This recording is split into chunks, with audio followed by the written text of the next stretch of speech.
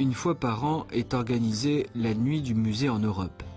Le jour J, le Louvre et plus de 2000 autres musées répartis dans 41 pays européens sont ouverts jusqu'à 1h matinale le lendemain. L'entrée est gratuite.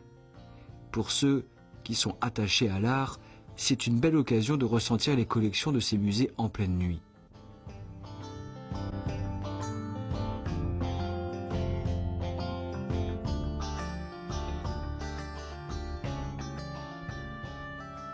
La nuit du musée, organisée au Louvre, touche à sa fin à minuit. Et à 9000 km de là, à Beijing, il est 6 heures, soit 2 heures avant l'ouverture du musée du Palais impérial.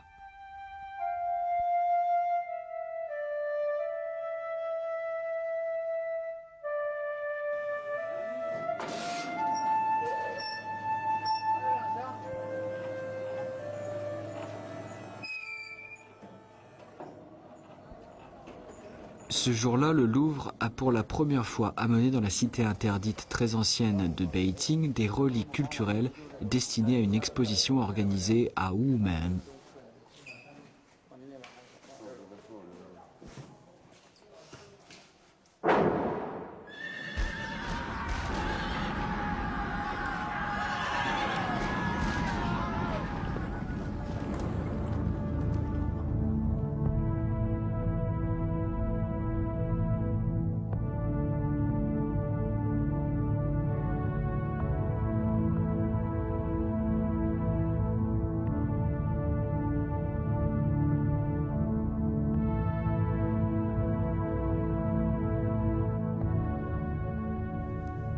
La dite exposition sert de pont entre l'Orient et l'Occident, entre le Louvre et la cité interdite, et rendra possible la rencontre entre les deux palais.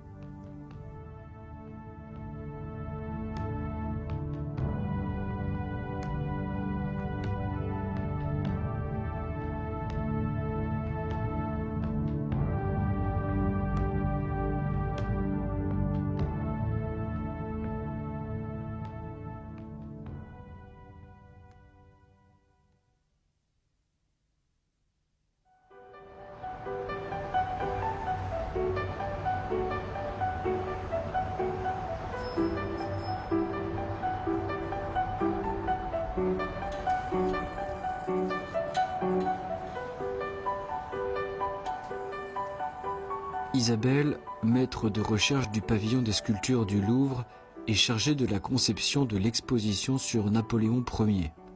Arrive au Louvre à 9h du matin tous les jours et entre dans ce trésor d'art et d'histoire en passant par la cour Puget et la cour Marie.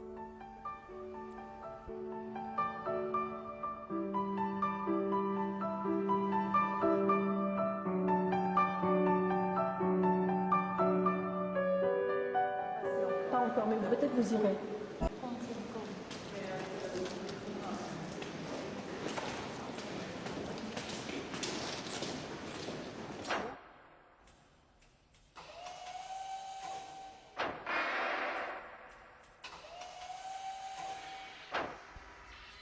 Les palais des souverains d'autrefois sont devenus des musées au service du peuple.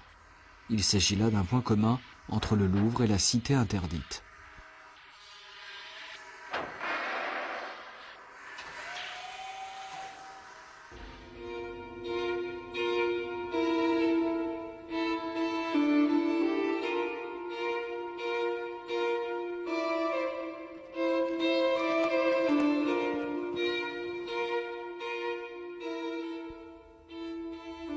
La guillotine se trouve un peu en arrière, à quelques pas de ces ruines. Un panier rond couvert d'un morceau de peau est posé là où tombera la tête du roi. Le grand écrivain français Victor Hugo a ainsi décrit la scène de l'exécution du roi Louis XVI pendant la Grande Révolution française dans son ouvrage « Les Contemplations ».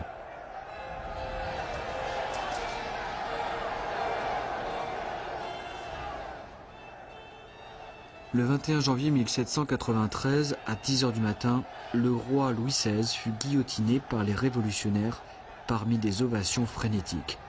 Peut-être le roi aurait-il eu l'envie de lancer le dernier coup d'œil sur sa résidence, le Louvre. Hélas, la guillotine, conçue sous son règne très performante, ne lui permit pas de le faire.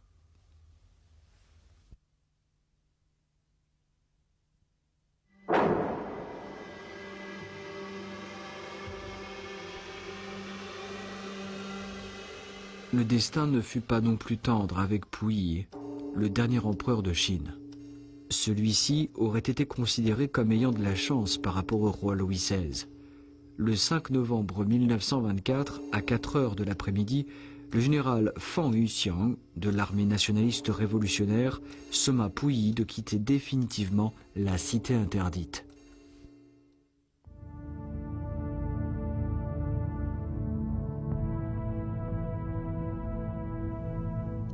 Le 10 octobre 1925, une enseigne portant les caractères Musée du Palais Impérial fut suspendue à la porte Shenwu. Le plus grand musée de la culture chinoise antique fut ainsi fondé. L'entrée coûtait une demi-piastre. Malgré cela, il a reçu plus de 25 000 visiteurs le premier jour lors de l'ouverture.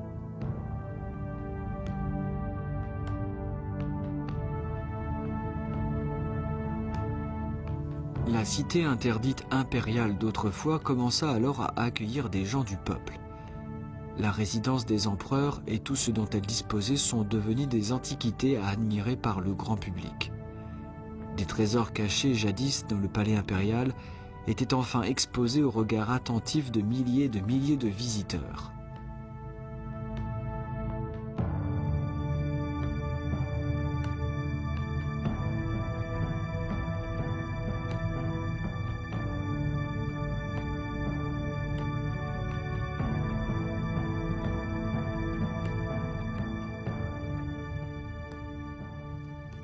Pendant les premiers temps qui ont suivi sa fondation, le musée du Palais impérial a emprunté le système muséologique occidental, ce qui faisait que le Louvre devint un exemple à suivre pour le musée du Palais impérial. Le 10 août 1793, la République française fondée il y a tout juste un an proclama la transformation du Louvre en musée central des arts ouvert au public. En même temps, la grande galerie reliant le Louvre et les Tuileries a accueilli pour la première fois des citoyens français ordinaires. Les visiteurs s'extasiaient et s'attardaient devant les objets d'art réservés autrefois exclusivement aux rois et aux aristocrates.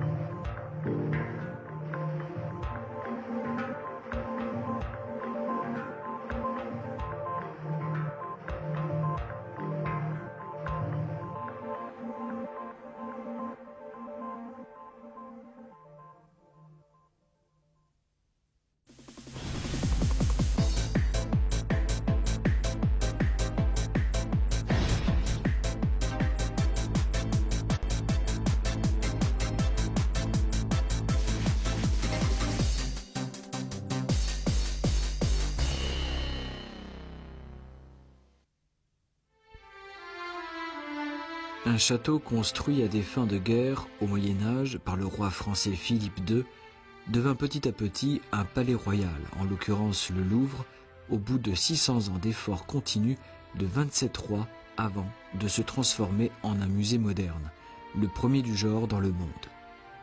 Il s'agissait là d'un grand événement culturel survenu dans l'histoire de l'humanité, ouvrant ainsi l'ère du musée.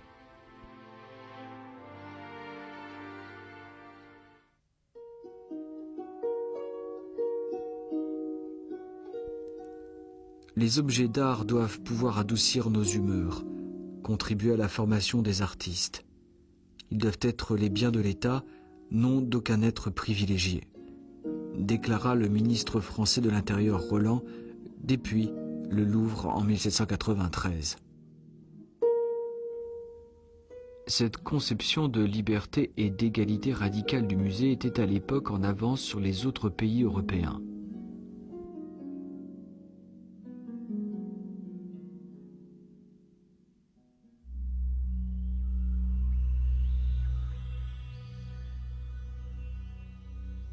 Mais l'évolution de la République ne put suivre un cours normal à cause de Napoléon Bonaparte qui conduira le Louvre dans un processus tout nouveau.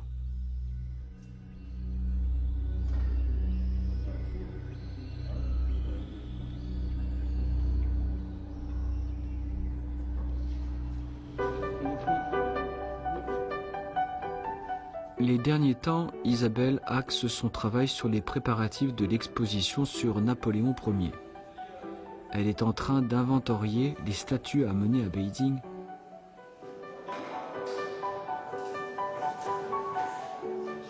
Donc en fait, ce buste de Napoléon a été créé pour être placé au-dessus de l'entrée du musée, qu'on voit là, qui était dans la cour Napoléon.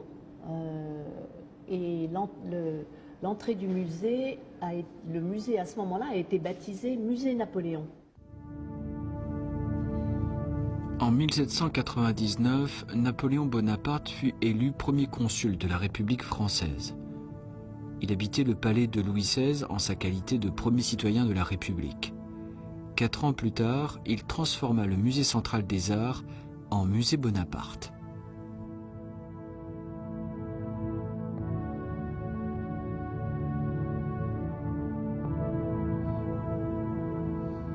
Napoléon Bonaparte, conscient de la fragilité de son pouvoir et de son prestige obtenu sur les champs de bataille, réalisait que ce qui n'était le plus important pour lui était de faire inscrire ses faits d'armes dans la mémoire du peuple.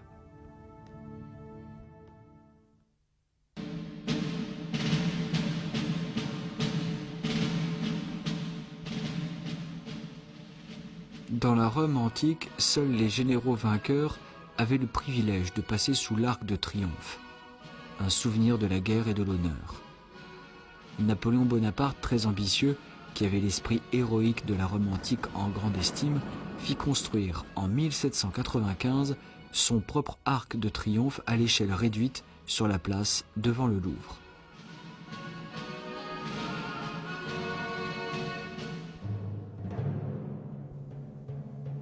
Les reliefs de l'Arc de Triomphe enregistreurs des victoires remportées par Napoléon Bonaparte lors des combats contre les empereurs d'Allemagne et d'Autriche, au lieu de montrer des scènes de combats acharnés, sont consacrés à la signature d'un traité de paix, ce qui prouvait les qualités de Bonaparte pour la propagande. En effet, plus il faisait une grande publicité en faveur de la paix, plus il s'enfonçait dans la guerre.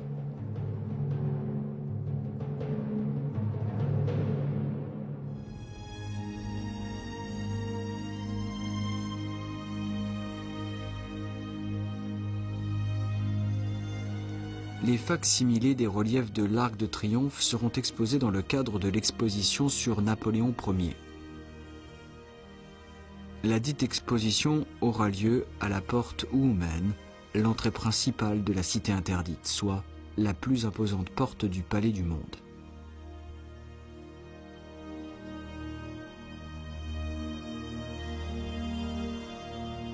La porte Oumen était une porte rituelle réservée exclusivement aux empereurs pour émettre des édits impériaux, présider aux célébrations et réceptionner les prisonniers de guerre.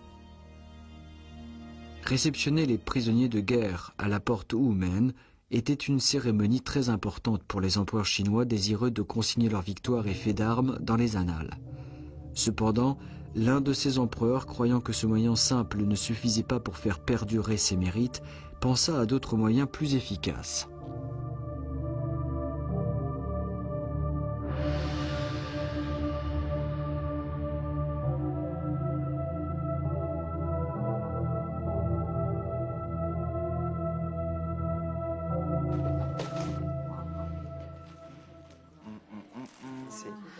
C'est une gravure française du XVIIIe qui est réalisée d'après des dessins qui sont faits par des artistes qui sont des jésuites européens en Chine et à la demande de l'empereur de Chine, justement, qui adresse sa commande au roi de France, Louis XV. Les peintures murales représentant sa conquête, ses conquêtes, donc dites de l'empereur de Chine.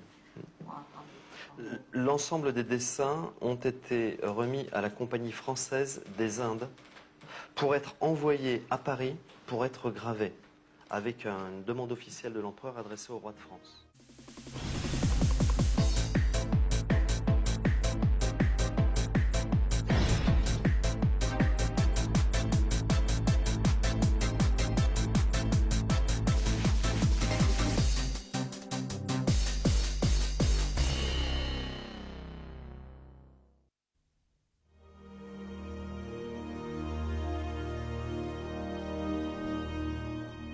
la correspondance susdite établie entre l'empereur chinois et le roi français a abouti à la première rencontre entre la cité interdite et le Louvre.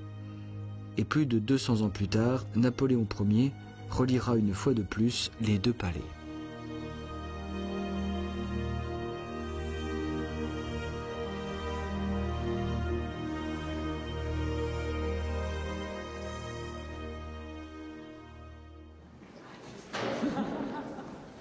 Isabelle doit souvent passer par cette longue et étroite allée pour aller contrôler les objets d'art emmagasinés dans l'entrepôt souterrain du département des sculptures du Louvre. Et vous avez la Joconde ici. Une petite Joconde. Vous pouvez regarder la Joconde, mais c'est une Joconde pour les exercices de sécurité, pour les exercices des pompiers, pour les tests d'accrochage.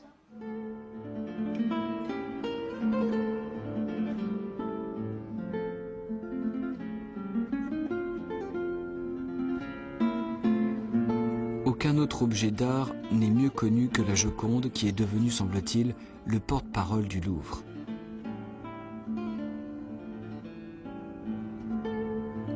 Souriant du bout des lèvres, ayant une expression confuse, elle vous regarde de toutes parts, dit-on.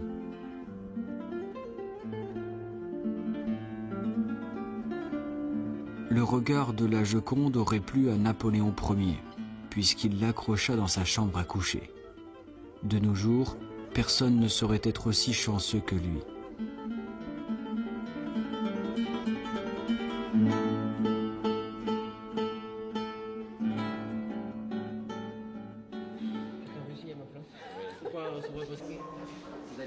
Dans une salle de l'histoire du Louvre, Isabelle et ses collègues ont démonté ce linteau en plâtre triangulaire de la Maison Carrée.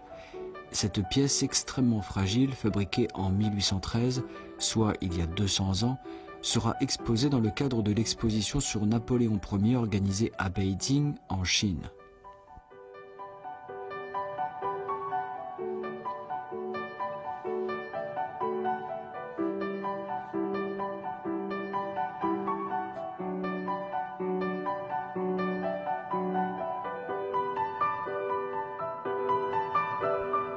Le linteau de la porte à mener à Beijing a été prélevé sur cette cour carrée où se trouve le dieu Apollon placé au centre. Avant la chute de Napoléon Ier, s'y dressait une statue de Napoléon Ier face au dieu de la sagesse, ce qui lui a permis de passer du statut de militaire armé à celui de souverain prenant la paix.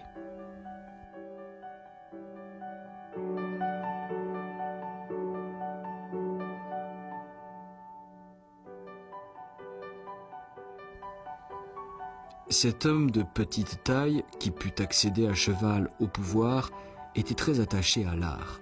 Mieux encore, il aimait se manifester par tous les moyens artistiques, que ce fût en tant que militaire, général, souverain ou dieu. Il avait l'habitude de sensibiliser les autres par différentes images concrètes pour faire une grande publicité en faveur de lui-même ou pour récompenser ses ministres.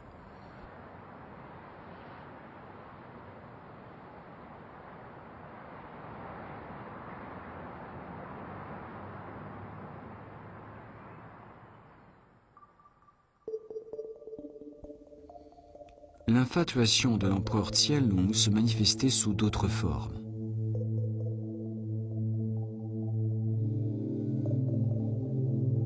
C'est l'une des 10 peintures traditionnelles chinoises les plus fameuses, en l'occurrence habitée dans les montagnes de Fuchun, créée par Wang Gongwang sous la dynastie des Yuan. L'empereur Qianlong l'a dédicacée plus de 70 fois.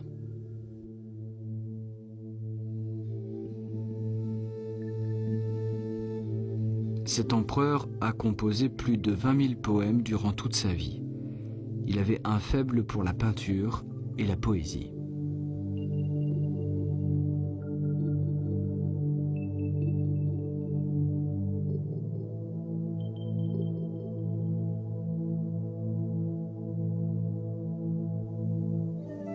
Napoléon Ier aimait se déguiser en dieu de guerre, et l'empereur Qianlong, quant à lui, préférait qu'on le prît pour un lettré achevé.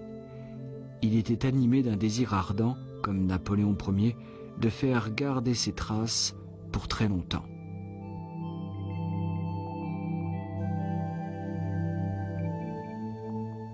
L'inscription de l'empereur Qianlong figure non seulement sur le tableau habité dans les montagnes de Fuchun, mais aussi sur le panneau du palais de l'Harmonie suprême, sur un pot à pinceau quadrupède, sur une masse de jade sculptée dite le grand UU dompteur des inondations, voire sur des rocailles du palais d'été. L'empereur Qianlong dilapidait un peu ses épigraphes, mais faire des épigraphies était conforme à la tradition chinoise, car la calligraphie fait partie de l'art et témoigne des pensées de son auteur.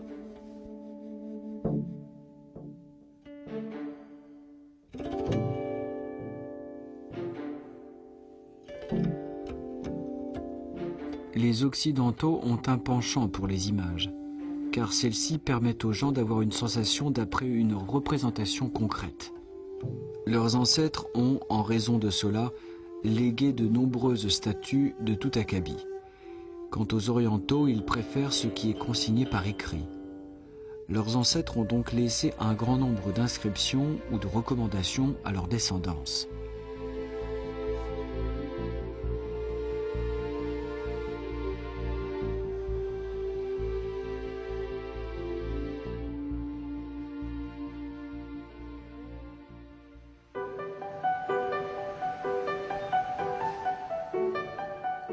Les enfants de Paris ont de la chance.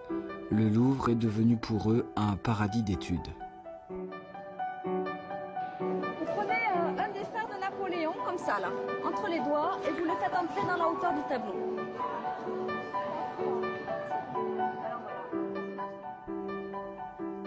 Cette peinture que cette institutrice présente à ses enfants est intitulée « Sacre de Napoléon », créée par Jacques-Louis David.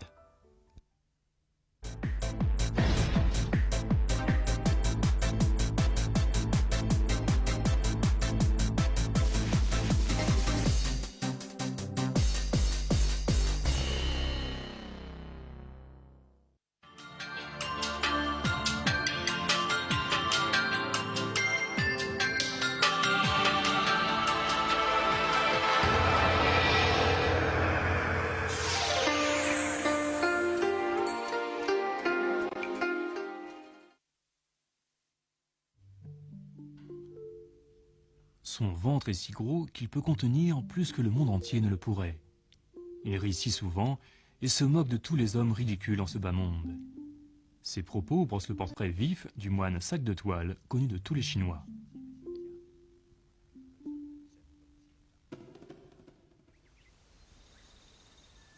Né dans la famille Zhang, dans le village de Changting, du district Fanhua, dans la province du Zhejiang, le moine sac de toile était très connu en Chine il y a 1 millier d'années. Son nom religieux était Qi-Zi. La généalogie du clan des Zhang, conservée au village, révèle son origine. À l'époque, il y avait un temple du nom de Yuelin, de l'autre côté de la rivière, en face du village. Intronisé, le moine Qi-Zi demandait souvent l'aumône avec un sac de toile au bout d'un bambou qu'il portait à l'épaule. Interrogé sur son nom, il répondait aux gens « J'ai un sac de toile, complètement vide. Étalé à plat, il forme un carré. Entrez dedans, je peux méditer. » C'est alors qu'on l'a surnommé le moine sac de toile.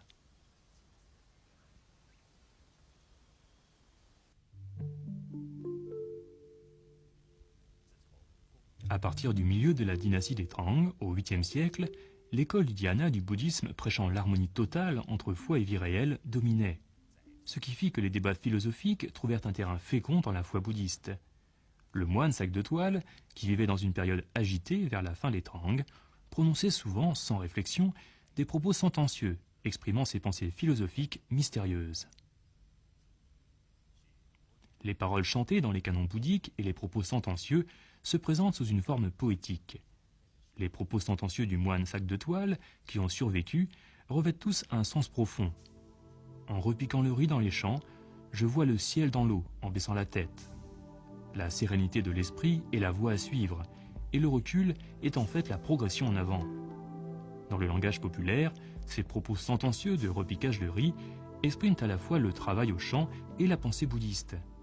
Il faut savoir que le paysan repique le riz en reculant. Le recul apparent est en fait juste l'avancement du repiquage. Ces propos sentencieux du moine visent à exprimer la théorie dialectique bouddhiste du reculer pour avancer.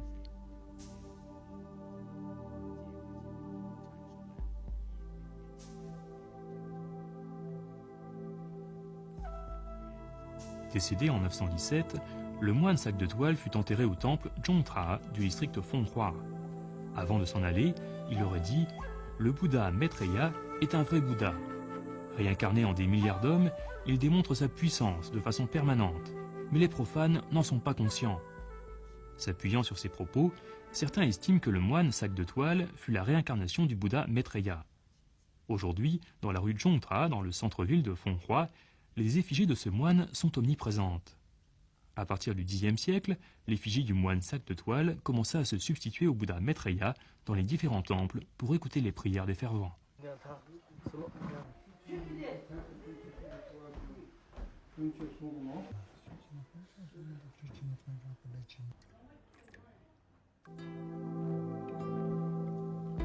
Le moine sac de toile Chi Tse fut un moine voyageur, sans attachement fixe. Dans la mentalité des Chinois, son ventre et son sac symbolisent la générosité et le pardon. Aujourd'hui, des effigies du moine apparaissent non seulement dans les temples de différentes régions de Chine, mais cette image figée devient aussi un porte-bonheur artistique pour les habitants. Ce moine généreux, bedonnant et souriant pénètre profondément dans la vie quotidienne des Chinois et est très apprécié.